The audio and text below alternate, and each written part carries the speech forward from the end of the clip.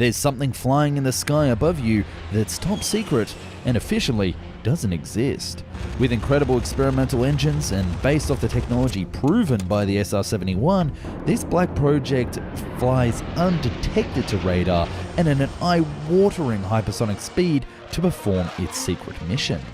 But even more incredible, it's not one plane, but two. Launching at 100,000 feet in the air, this Parasite aircraft is capable of powering up to a Tom Cruise fever dream speed of Mach 15, breaking several human records and reaching near-Earth orbit. This is perhaps one of the biggest speculative aircraft ever thought to exist. This monolithic craft appeared as a rumor alongside the equally mysterious Aurora program in the mid-80s. But did it ever exist? Something is in the sky. What is that? The evidence is more real than you might think. Welcome to the dark side of aviation, the story of the mysterious SR-75, the Penetrator.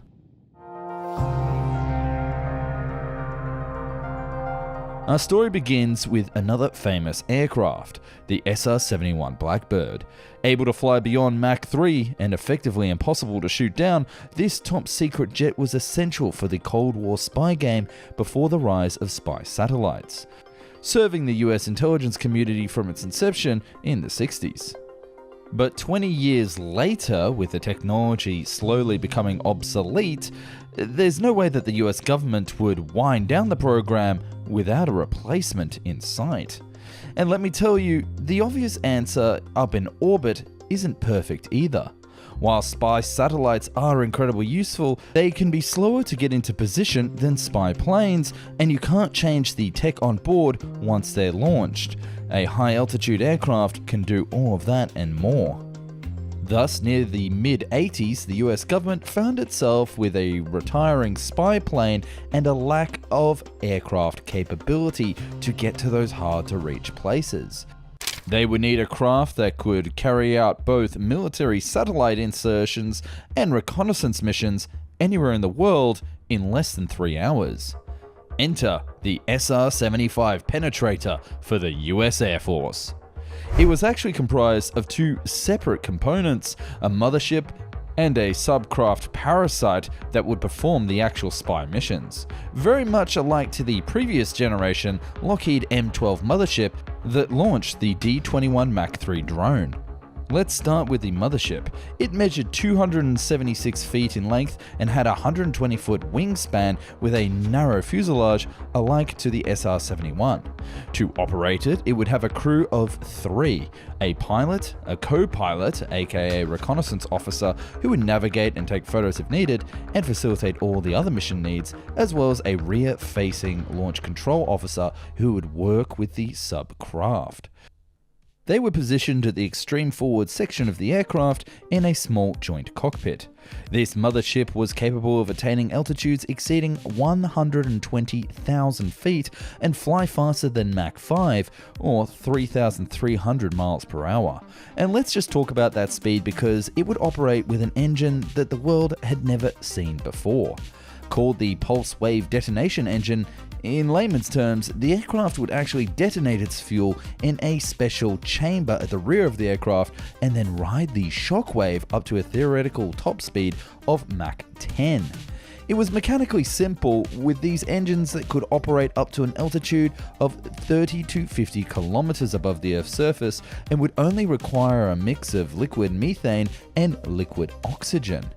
The engines would be slung under the wings in two box-like nacelles about 40 feet in length with vast air intakes at the front in order to get enough oxygen. After all, at the height that this aircraft was operating at, air would be in short supply and would need to be big enough to fit even a VW Beetle.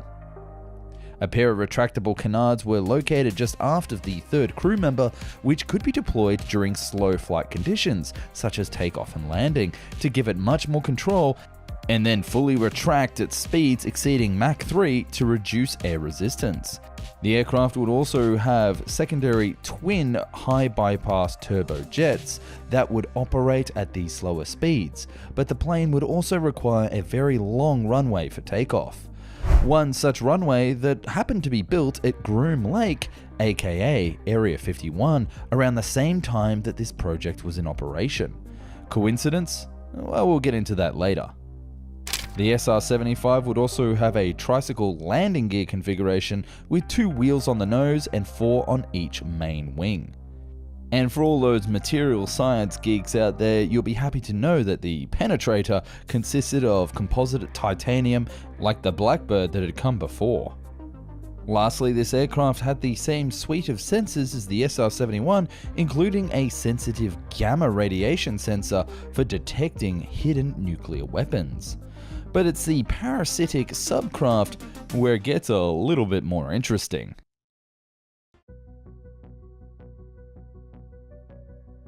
The smaller parasitic aircraft, dubbed the SR-74, or otherwise known as the XR-7 Thunderdart, would sit on top of the mothership during takeoff and launch mid-flight to perform its mission.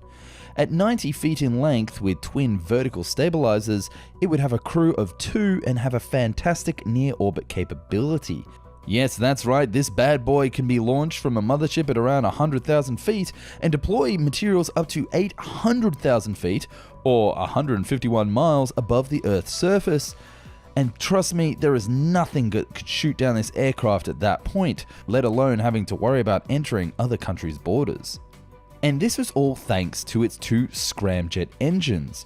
They were supersonic ramjets that would burn a liquid methane with a boron-based additive, giving it a range of around 250 nautical miles at Mach 15.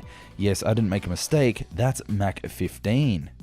Because the scramjets already require air to be flowing constantly through them to power up, the jet would not be capable of launching itself. It would have to be flown up to that height and at that speed by the mothership.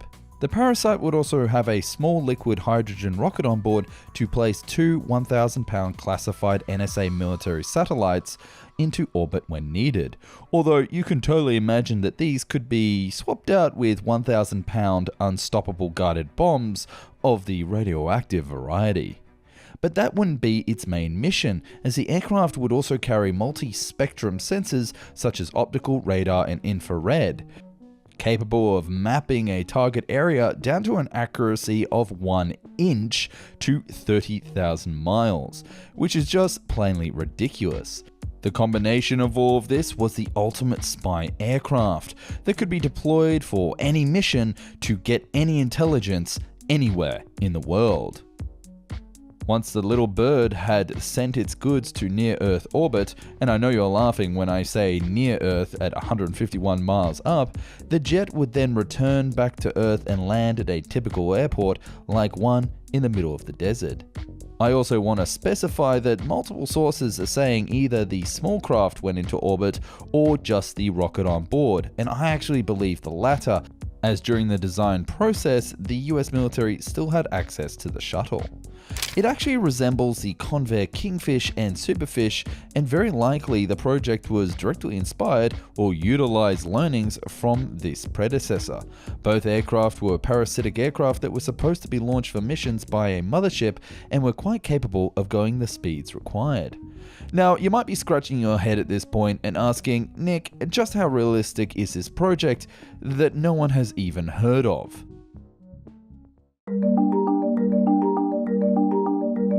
Now, this project is highly speculative, but based off the myriad of rumors and the sources that I've collected, it does start to paint a bigger picture that makes a lot of sense. Starting in the mid-1980s, the US Air Force and NASA endorsed several studies focusing on aircraft aligning with the descriptions of the Aurora reconnaissance aircraft project. This project was intended to succeed the SR-71 Blackbird, which was slated for retirement in the distant year of 1999.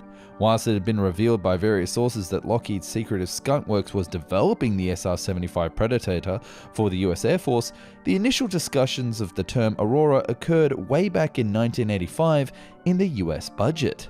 This term apparently, according to the source of the video, was only for the prototype aircraft leading up to the SR-75.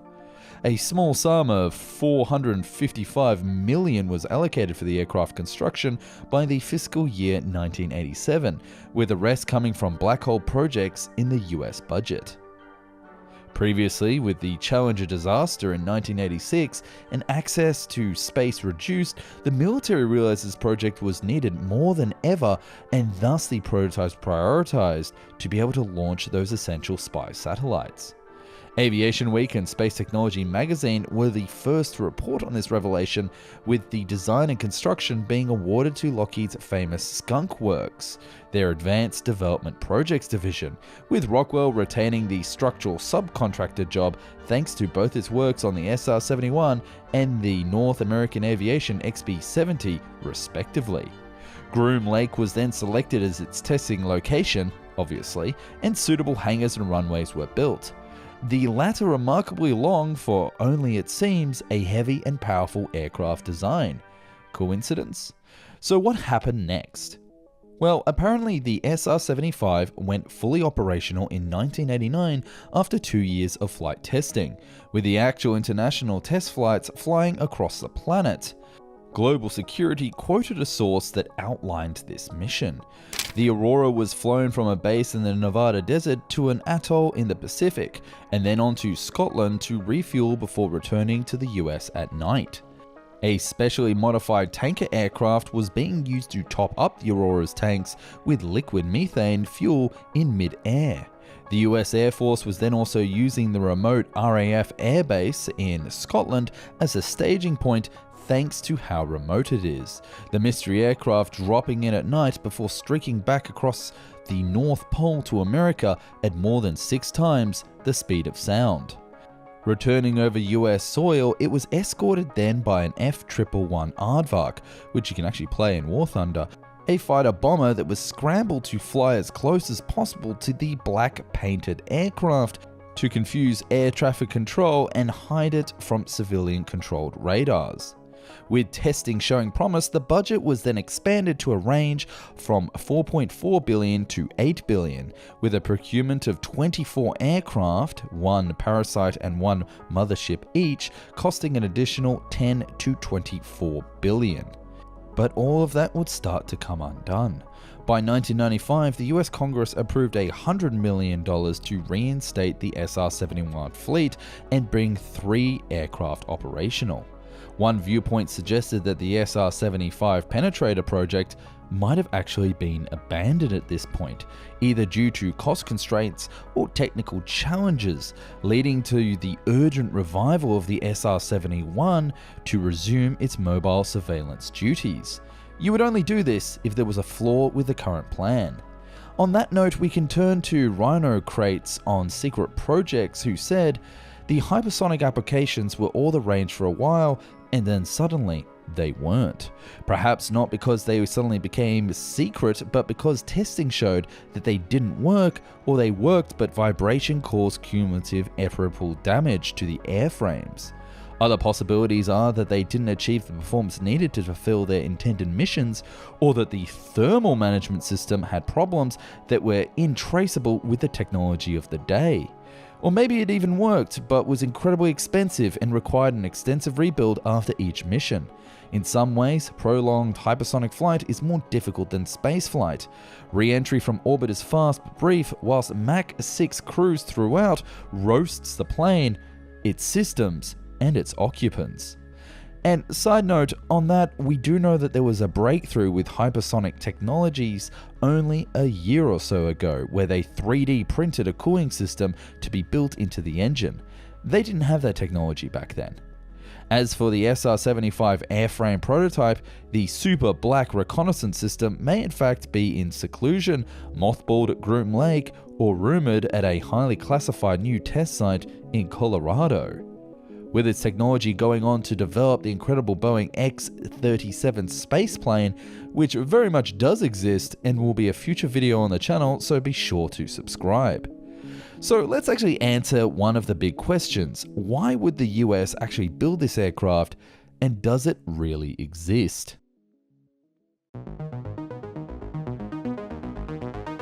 First, I want to answer the exact question that's in the comments: why build this when you have spy satellites? It's true that satellites do some of the missions formerly handled by aircraft. Satellites can provide strategic intelligence but have a number of drawbacks. They orbit at a predictable flight path so the enemy knows when they're coming, and they would know when to stop their nefarious secret activities, or more simply, just bring the equipment inside away from prying satellite eyes. The US military at Groom Lake and other test installations do this all the time for the likes of Russian or Chinese satellites. Manned aeroplanes or reconnaissance drones do not have that limitation. By their nature, if the launch spot is not known, the enemy doesn't even know where to begin looking for their arrival. The launch of a parasite type vehicle from the back of, say, the SR-75 type mothership would be an additional layer to keep the precise launch point a complete secret. Other than the other problems of satellites is that their optics can actually be blinded by high-powered laser-armed devices and fired from the ground, which is not possible against a hypersonic aircraft. Plus, to intercept a hypersonic vehicle, you require an inception system that can not only detect, but also do the extremely rapid mathematical calculations in order to place an intercepting set of devices where the recon plane is going. And all of this with a machine that's moving at Mach 7 air speeds? Fewer nations can afford such systems, and even fewer can build them. Lastly, we know that the US perfected the technology with a Lockheed M21 and its drone on board, which was easily prototyped a good 40 years ago. So you were telling me that this whole time they just sat on the technology and never built a 2.0 version?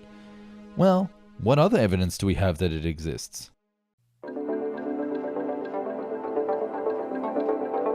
Apart from rumors on websites that you would be embarrassed to have in your search history, there are a few other examples. For one, the model makers have been putting together pretty much accurate kits of the aircraft for the last 30 years. For particular, a designer, Bondo Phil Brandt, put together a highly detailed model from various sources, and seeing that he absolutely nailed the F-117 a few years earlier, much to the shock of the Air Force, maybe he struck gold again. But that's not all. According to the source of this video, there are some eyewitness accounts. Evidence for the existence of the SR-75, or also known throughout the community as the Brilliant Buzzard, comes from multiple sources including eyewitnesses and ear-witness reports from residents of the Palmdale-Lancaster area. Witnesses describe a high-speed aircraft characterized by a very loud, deep and rumbling roar reminiscent of heavy-lift rockets. When observed at a medium altitude, this type of aircraft makes a pulsing sound and leaves a thick, segmented smoke trail, very typical of a pulse detonation wave engine. But the source doesn't just come from America, but in England as well. Captain Tom Illes from the RAF recounts an encounter with an unidentified aircraft over his residence near the US Air Force Base in Suffolk, around 2 a.m. on Sunday morning in 1993. Startled awake, he describes a particular pulsating engine noise of the aircraft unlike that he had ever heard before. The lights of the mysterious craft vanish in the direction of the Air Force Base, and upon inquiring with a senior officer, the next day he was sternly instructed to cease investigations immediately. He would then go on records to say that this sighting was the new stealth aircraft known only as the Aurora. With so many people witnessing such a contrail, you have to start to wonder how so many people could get it right. Maybe some viewers have seen these types of donut clouds in the sky, and if you have, I'd love to know in the comments. But everybody knows that eyewitness testimony can be a little bit shaky, so what about actual data? Well, starting in the early 90s, a series of particular sonic booms emerged in Southern California, which were detected and recorded by sensors belonging to the United States Geological Survey. They were originally designed to pinpoint earthquake epicenters. These sonic booms exhibited characteristics typical of a smaller vehicle, distinct from the 37-meter-long Space Shuttle orbiter. Notably, neither the shuttle nor NASA's lone SR-71B were in operation in those days when the sonic booms were documented. In an article titled In Plain Sight, published in the Washington City paper back in 1992, Jim Morey, one of the seismologists, remarked, "We can't discern anything about the vehicle. They appear more intense than other occasional sonic booms that we record." And then all of them record on a Thursday morning around the same time between 4 and 7 a.m. The article would then go on to quote Dom Maglari, a former NASA sonic boom expert who analyzed the 15-year-old sonic boom data from the California Institute of Technology and concluded the data indicated something at 90,000 feet, approximately 27 kilometers, flying at Mach 4 to Mach 5.2. And he also noted that these booms didn't resemble those produced by any aircraft traversing the atmosphere several miles away at Los Angeles International Airport. Instead, they seemed to be the result of booms from high-altitude aircraft directly above the ground, traveling at a significant hypersonic speed. The distinct boom signatures were of two different aircraft patterns that were markedly dissimilar, leading many experts to believe that there are actually two different aircrafts flying, perhaps our mothership and its parasite. But what does Lockheed, the supposed creators of this aircraft, say about it? Well, the National Interest cited a book by Ben Rich, who was a former director of the Skunt Works, and he poured cold water into this Aurora hypothesis. Somehow, the name Aurora leaked out during congressional appropriations hearings, and the media picked up the Aurora item in the budget, and the rumor surfaced that it was a top-secret project assigned to the Skunk Works to build America's first hypersonic plane.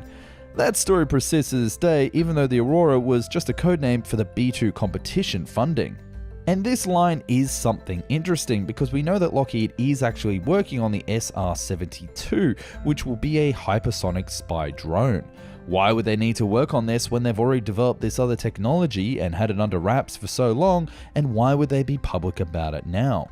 See, it's this type of more logical answers that make me start to think that perhaps we've got it all wrong and that they really did have nothing after the SR-71. But I'll leave you with the account from an offshore oil platform worker and seasoned aircraft observer off the coast of Scotland who witnesses aircraft flying. He said, "I certainly don't know what lurks up at Area 51, but you should all be very proud of your country." What do you think? What do you believe? And don't forget that we're playing War Thunder by the end of this month. Make sure you make an account and do the tutorial mission first, as it takes about 20 minutes and you don't want to miss out playing with me. I've put a link down to make an account, and when you click that link, you're also supporting the channel, so thank you very much. We also have 2 other videos on the channel about the Aurora program and the TR-3B, which you can check out right here on the channel right now. Lucky you. So let us know down in the comments what you think, and thanks for watching. This video was put together from a variety of sources, but I'd love to highlight the contribution from openminds.net, a great website that covers all sorts of black projects, and my usual partners in crime, aerospaceprojectsreview.com and Secret Projects. Thanks, guys.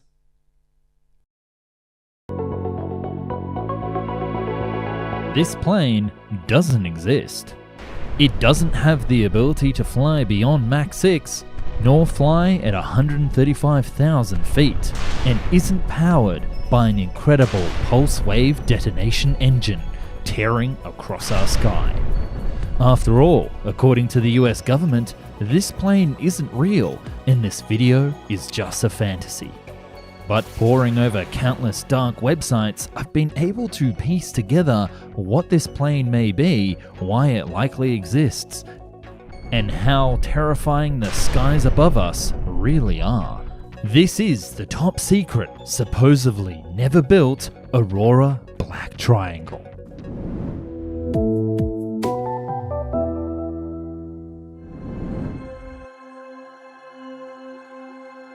At the end of the SR-71 spy plane program in the 90s, the US was left without a new spy plane to operate across the world. The future SR-72 is still decades away, and for the last 30 years, supposedly the military has flown blind. Or have they? There are many reports of strange triangle aircraft flying high above military airbases and across the world that seem to defy modern aviation physics, with abilities to fly faster than anything ever before and seemingly vanish into the clouds. Little is known about this plane, but it is estimated to fly at a top altitude of 135,000 feet. and cruising at around 90,000 feet for operations. At these altitudes, the aircraft would have an incredible speed, easily pushing Mach 6 and tearing across the sky. To reach this pace, it would either have a ramjet or an early scramjet like the proposed SR-72, or it would have a very unique propulsion called the pulse wave detonation engine. Basically, this crazy idea uses small detonations of fuel to push the aircraft forwards, constantly chain reacting until the plane reaches the required speed. This will result in a very unique contrail of a ring of donuts daisy chaining behind the aircraft, something that I'll get to in a moment. It is very different from normal engines that we have on aircraft today. You see, all regular jet engines and most rocket engines operate on something called deflagration of fuel, that is, the rapid but subsonic combustion of fuel. The pulse detonation engine, however, operates on the supersonic detonation of fuel.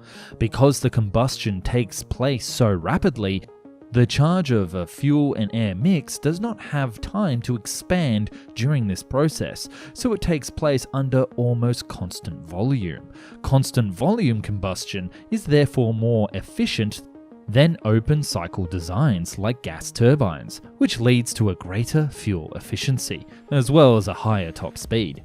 If the aircraft had this engine, it would mean that it could fly high enough to be out of range of any current anti-aircraft defenses, while offering a range considerably greater than of the SR-71, which required a massive tanker support fleet to use it in operation. This Aurora's mission profile would be mostly spying, used to bridge the gap between spy satellites and slower aircraft or drones. And speaking of drones, this aircraft would either be a completely autonomous aircraft or piloted by one or two pilots. It's a bit vague as we don't really know for sure, and we also don't know how advanced computer technology for spy planes were back in the early 90s when this was built. Its skin, made of a special titanium material, would be composed of large panels to reduce the radar profile and to help with heat management flying at such a top speed. It could also have the ability to deploy weapon systems into enemy territory. Whilst these missiles wouldn't have been hypersonic, it would still allow the aircraft to pack a serious punch and get in and out before the enemy could react. So I bet at this point you're asking, gee Nick, this sounds great and all, but do you have any proof? More than you can imagine. By the late 1980s, many experts in the US believed that the government had the capability to develop a Mach 5 hypersonic aircraft. The SR-71 program was winding down, and in order to stay competitive on the world stage, it was essential that the US have a replacement. By the early 90s, only a few years later, there were multiple sightings of a specific fast, triangle-shaped aircraft that had a very odd-shaped contrail.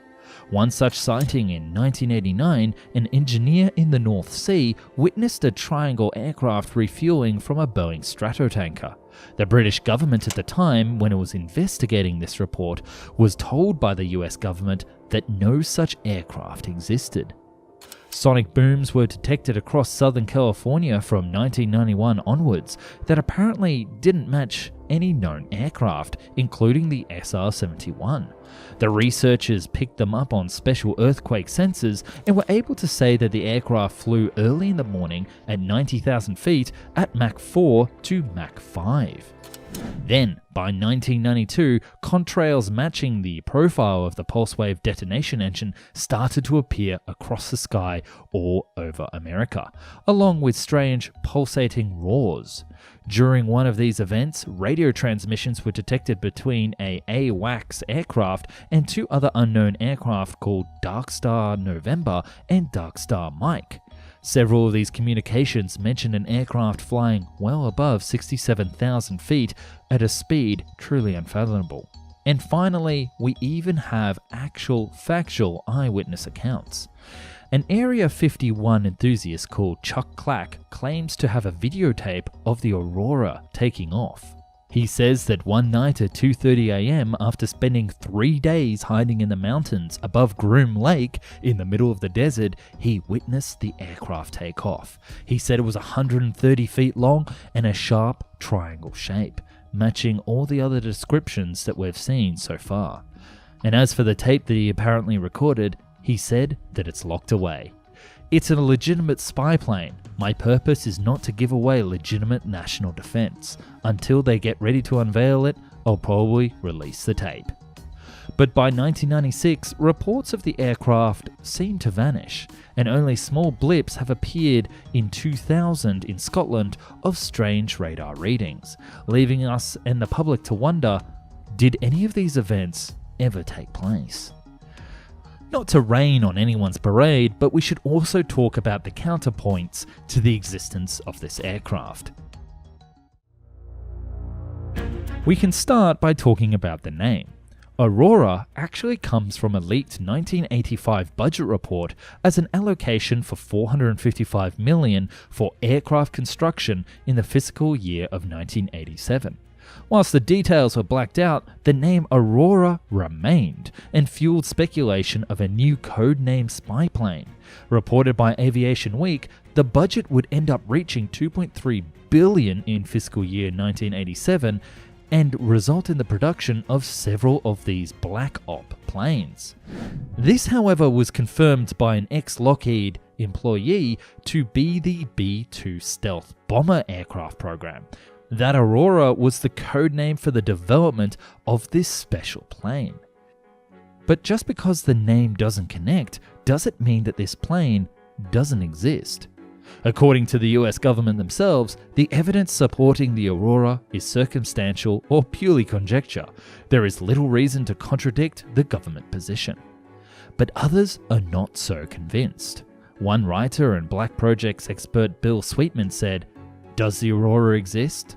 Years of pursuit have led me to believe that yes, Aurora is most likely in active development, spurred on by recent advancements that have allowed technology to catch up with the ambition that launched the program a generation ago. And we know that from the program of the SR-72. That hypersonic technology is now mature and is going to be used in future aircraft designs. But how would they know if this technology is mature if they didn't have a test aircraft to use it on? That expert Bill Sweetman has gone on to say that in 2006 there was a $9 billion budget black hole that has never been attributed to any existing Air Force program, including the B-2 bomber. Perhaps that's where our mystery Aurora spy plane is today. I'll leave it up to you in the comments, and if you watch this video and one day it's gone, along with my channel, then you know that perhaps I got a little bit too close to the truth.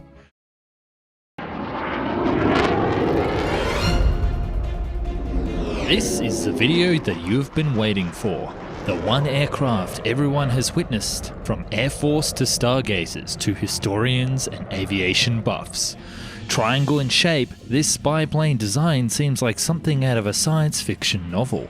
It can perform incredibly high G turns, undetectable on radar, and was developed from top secret Nazi research captured from World War II.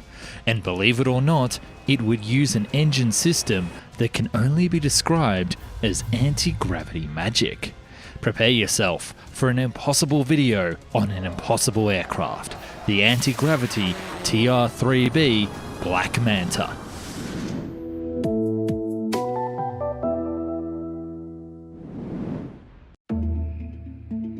This video could be dubbed Deja Vu Time because it's a case of here we go again.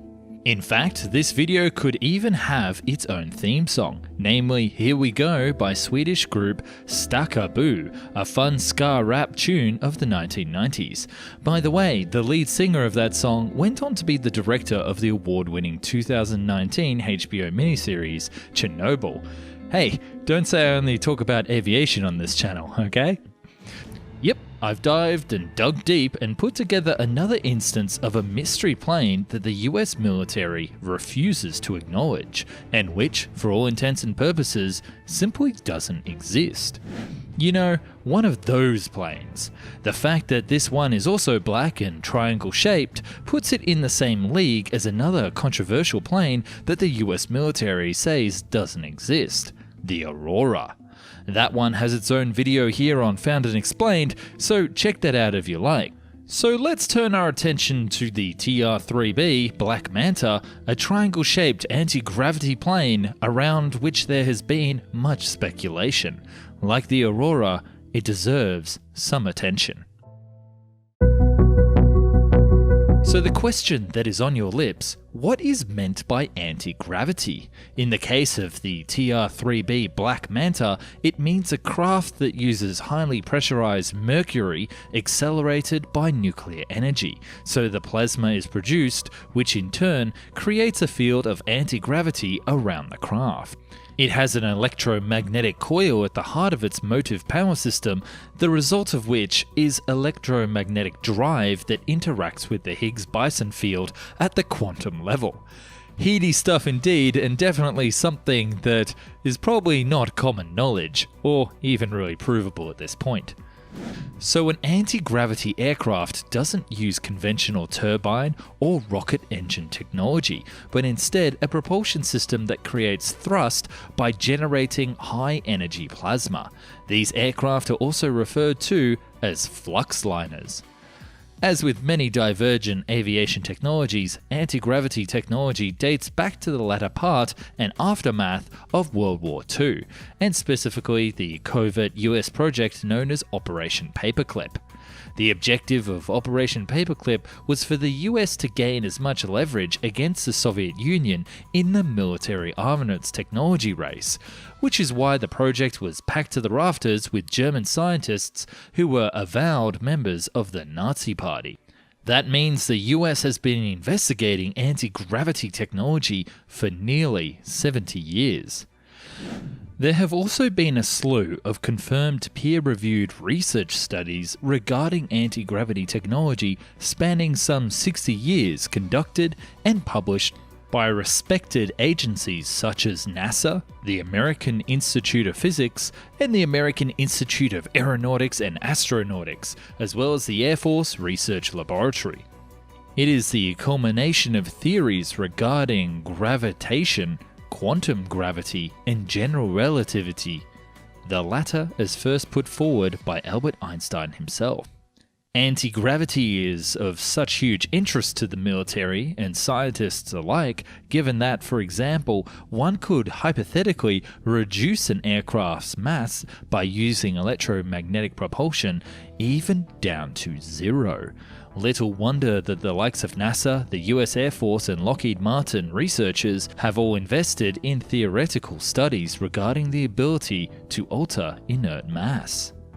According to experts, the TR-3B Black Manta would use conventional thrusters located on the tips of the aircraft that would allow it to perform a dizzily number of rapid high-speed maneuvers, including perfect right-angle turns and hyper-acceleration. It could even achieve this along all three axes as well. Remember, the TR-3B was designed to be a subsonic stealth spy plane. For one thing, it's a very silent aircraft, save for a slight humming noise. An interesting byproduct of the plasma the TR-3B generates is that it significantly reduces the aircraft's radar signature, thereby making it ideal for missions in which stealth is paramount.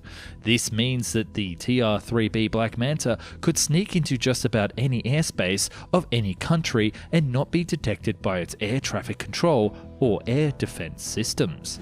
This little black number has been associated with a number of reports of sightings of flying triangle aircraft over the Antelope Valley, an area of desert in Southern California, much beloved by UFO watchers. It's also this desert area of California that draws people interested in covert black projects or black op military projects, given its close proximity to several known military research and testing areas, including Edwards Air Force Base and US Air Force Plant 42, the latter of which is a mere 60 miles or 97 kilometers from downtown Los Angeles. In my humble opinion, the United States Air Force must thank its lucky stars for UFO enthusiasts and believers of alien spacecraft. After all, as Popular Mechanics has written, a number of reports of so-called black triangle UFOs have probably been secret military aircraft in reality. The TR-3B Black Manta could certainly be the type of black ops project typical of the US Air Force and Navy. The U-2 spy plane of the 1950s, the SR-71 jet of the 1980s, and the present-day F-117A stealth craft are just 3 examples of planes that the US Air Force denied existed for years, all of which were first covertly developed in Nevada's infamous Area 51 base. And let's not forget that Area 51 itself was only finally acknowledged by the US government when its most covert agency, the CIA, did so on June 2013, courtesy of the Freedom of Information Act, request filed 8 years earlier. So what about this proof?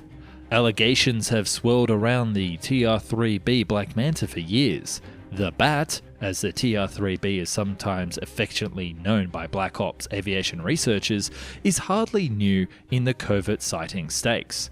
Steve Douglas claims that he first captured the ultra-secret aircraft on video in 1994. Douglas had been used to tracking the likes of the once-secret F-117 stealth fighters, but this new aircraft was shaped differently and had a different sound crackling over his military-grade radio scanner. Douglas had witnessed this strange aircraft at the White Sands Missile Range in southern New Mexico, which is where the first atomic bomb was tested in July 1945, which makes it the perfect place to experiment with nuclear technologies. Speaking of 1994, there's also the strange event at Boscombe Down Airfield in Wiltshire, England, that happened on September 26th of that year. First reported in the UK's Air Force's monthly magazine, it was alleged that a unidentified, small, twin-tail stealth fighter crashed at the airfield at 11 PM that day. Allegations persist to this day that it is possibly the TR-3B Black Manta had crashed there on that night in Wiltshire, a mere 6 miles or 9.5 kilometres from Stonehenge itself. Not surprisingly, the covert event was ferociously denied by the US and UK governments alike. It's also been alleged that the aircraft was used in the Gulf War to provide laser designation for Lockheed F-117 Nighthawk bombers, which would enable the use of laser-guided bombs. The US Air Force, of course, flat-out refutes this claim, and a counter-argument is that the black triangle planes such as the TR-3A have merely been confused with other, less dramatic aircraft. For example, a geoscientist, Ben McGee, identified some black triangle craft as being border patrol drones fitted with infrared anti-collision or identification lights. However, the Las Vegas-based National Institute of Discovery Science, or NIDS, has catalogued a number of black triangle plane sightings over a number of years, and released a report in which it states that the sightings of the so-called flying triangles had intensified in the period of 1990 to 2004. It concluded that these multiple sightings were not keeping with previous covert operations by the Department of Defense. For example, they were often deployed over densely populated areas and highways. The Institute basically didn't know what to make of these sightings. Further triangle aircraft akin to the TR-3B Black Manta have been sighted since then, including one caught on camera by the Texas-based Laredo Paranormal Research Society in July 2012. As well as triangle UFO-looking aircraft filmed hovering over northeast Pennsylvania in late 2018. But what if I told you that someone had taken out a patent on this aircraft design? That's right, officially in writing. We now turn to the series of patents issued by the United States Patent Office, or USPO, to the United States Navy, collectively known as the US Anti-Gravity Patents. These were patents given to the Navy for what looked like a triangle-shaped aircraft akin to a UFO alien craft of law. The alleged inventor of the patents is an elusive man known as Salvador Pais, an American aerospace engineer and inventor who now works for the US Air Force. His 1999 PhD thesis at Case Western Reserve University was titled Bubble Generation under Reduced Gravity Conditions for both co-flow and cross-flow configurations. So Pais clearly had a background in gravity-related research. One of the patents that he ended up lodging for the US Navy was issued on December 4th, 2018, and was titled Craft Using an Inertia Mass Reduction Device. Like so many mysterious patents, it actually makes for a delicious reading. For example, its abstract stating that the patent is for the following: a craft using an inertia mass reduction device comprised of an inner resonant cavity wall, an outer resonant cavity, and microwave emitters. The electrically charged outer resonant cavity wall and the electrically insulated inner resonant cavity wall forms a resonant cavity. The microwave emitters create high-frequency electromagnetic waves through the resonant cavity, causing the resonant cavity to vibrate in an accelerated mode and create a local polarized vacuum outside of the outer resonant cavity wall. The patent essentially describes an anti-gravity aircraft, and its diagrams as attached clearly show a sharp-looking, triangle-shaped craft looks uncannily like the archetypical UFO. The opening description relating to the craft's energy propulsion system is equally fascinating, as quoted verbatim here. There are 4 known fundamental forces which control matter and therefore control energy. The 4 known forces are the strong nuclear forces, weak nuclear forces, electromagnetic force, and gravitational force. In this hierarchy of forces, the electromagnetic force is perfectly positioned to be able to manipulate the other 3. A stationary electric charge gives rise to an electric field, while a moving charge generates both an electric and magnetic field, hence the electromagnetic field. The patent further reads like an astrophysicist's fever dream, mentioning things like quantum field theory, hyperfrequency gyrational and hyperfrequency vibrational electrodynamics, the Casimir effect, the Lamb shift, and spontaneous emission, to name only but a few. So you're probably wondering, does any of this even exist? There are of course the inevitable allegations that the TR-3B was built by the military using extraterrestrial reverse engineered technology.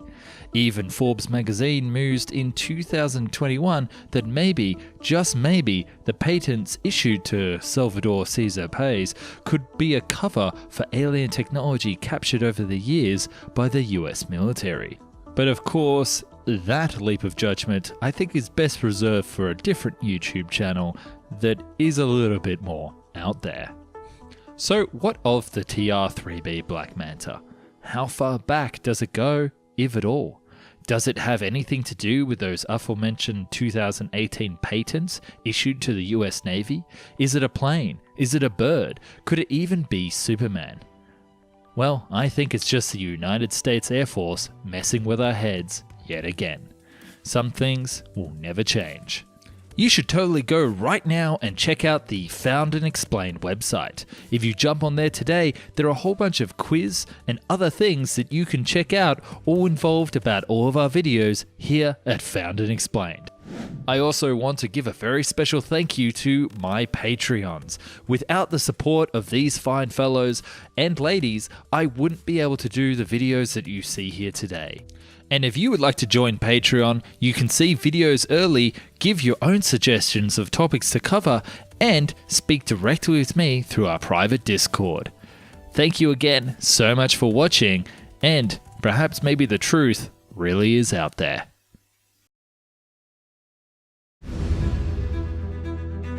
Whatever happened to stealth ships? Officially, this ship never sailed. It never had the ability to vanish into the night, undetected by radar or sonar, and it wasn't based in a top-secret underwater military barge. And it certainly wasn't built by the masters of top-secret military projects, Lockheed Skunk Works. Or so that's what they wanted us to believe in the early 90s. Because this ship really did exist, and it really was the stealth bomber of the sea, giving it the very adept name, the Sea Shadow.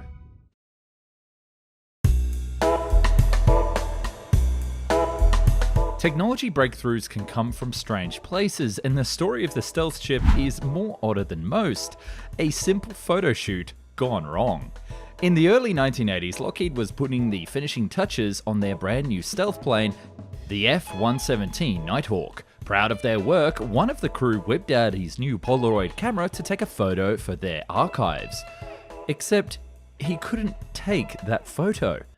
Sonar automatic focusing. This camera sends out inaudible sound waves that bounce off the subject and return in a split second. The lens automatically rotates to perfect focus. The camera was using a rudimentary form of sonar to focus on the plane, and the reflective stealth panels of the aircraft, designed to deflect radar, were likewise deflecting the sonar from the camera. Flustered, the cameraman reported to Skunkworks legend Ben Rich that the sonar camera wasn't working, sparking an idea. You know what other machine always needs to deal with sonar? That's right, submarines. After all, sonar was one of the main ways to detect underwater craft, a flaw that America now had the tools to fix. Starting small, Rich's team purchased a model submarine and added faceted fairings for sonic chamber testing. In engineering, an improvement of 1 magnitude, or 10x, is considered a huge improvement and worthy of celebration. What they discovered was an improvement in sonar return 3 orders of magnitude, or 1,000 times better, with just a simple model.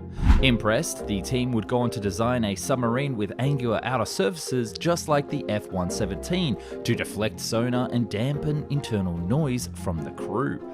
Acoustic tests confirmed huge improvements in sound deadening, prompting Lockheed to approach a Navy captain at the Pentagon in charge of submarine research and development, who promptly said no.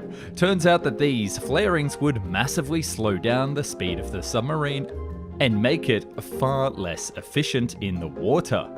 It simply didn't make a good underwater craft. Thus, the project was dead in the water. Well, almost. You see, the issue wasn't that the stealth didn't work, just that it wasn't good at moving through the sea. But what about air? Engineers had recently proposed a new type of catamaran that was quick, stable, and allowed most of the craft to remain above the waves, dubbed the Small Water Area Twin Hull, or SWART. This, plus the Lockheed stealth technology, could feasibly actually make a pretty useful and invisible ship, something that Lockheed believed in so much that when they went back to Washington to discuss the F-117 progress, they hijacked the meeting to talk only about their stealth ship idea. And it must have been quite a compelling meeting, because by the end of it, they had permission to build a secret prototype and a blank check. Thus, the Sea Shadow design was born.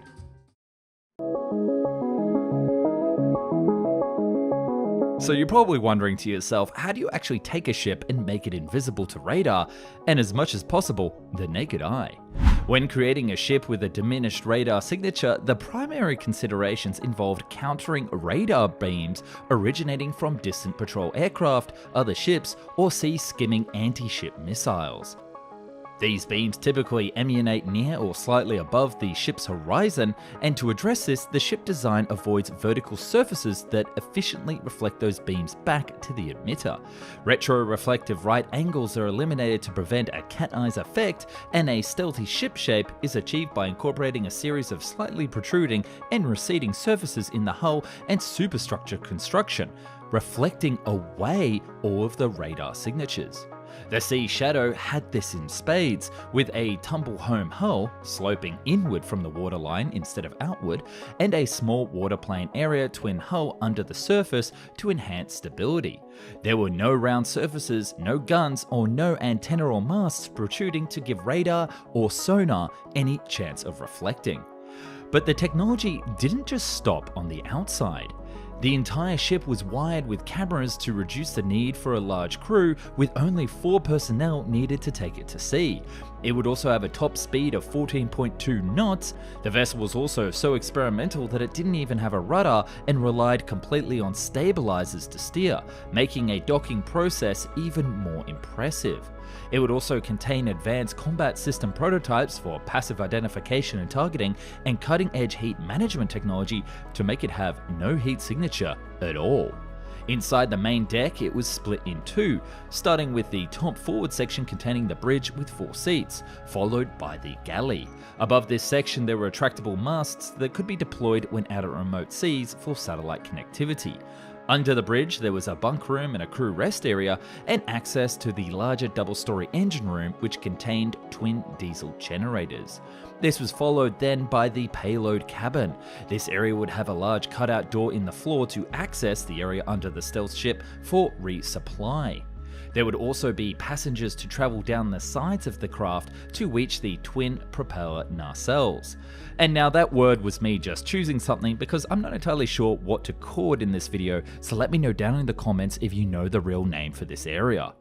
Now, this was a technological prototype and didn't have any weapons, but you can bet that the future versions had several different missions in mind. One of them was nuclear, but I'll get to that part in a moment. So how do you actually build a top secret stealth ship without anyone knowing?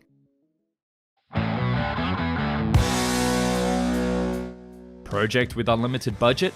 Check. Cutting edge military technology? Check. Top secret underwater spy lair? Double check.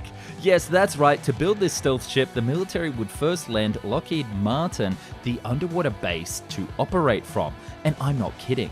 It was called the Hughes Mining Barge 1, and this was a fully submergible floating barge that was originally built in the 1970s to recover sunk Soviet submarines. Parked in the Santa Cruz Islands in Southern California, 4 engineers would work in shifts in the base to slowly put together different parts of a stealth ship prototype, with the components being shipped in from 4 different builders who had no clue what they were making. In fact, not even the CEOs or high-ranking military officers overseeing the projects respectively understood the final design.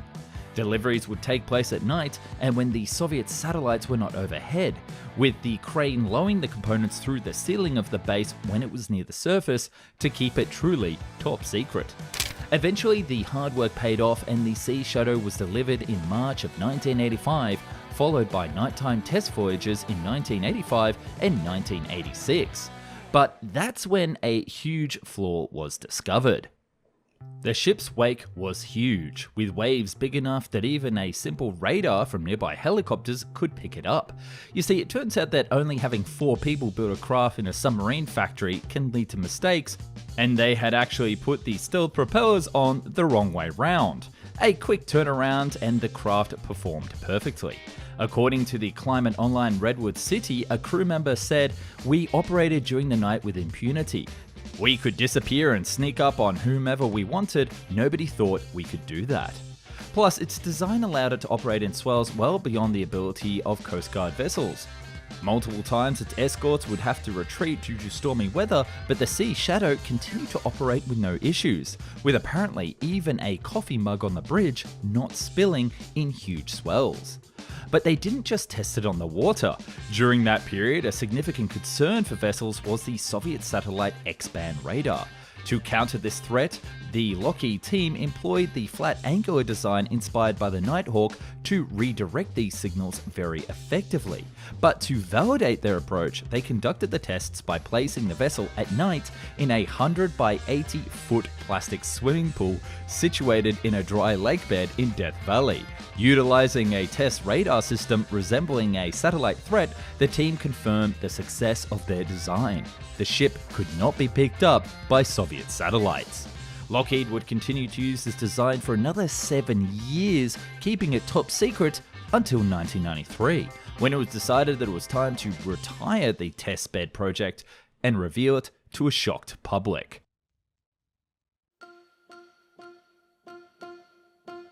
For the next 13 years, Lockheed and the US Navy would use the platform for various tests as they slowly applied the stealth technology to the rest of the US Navy.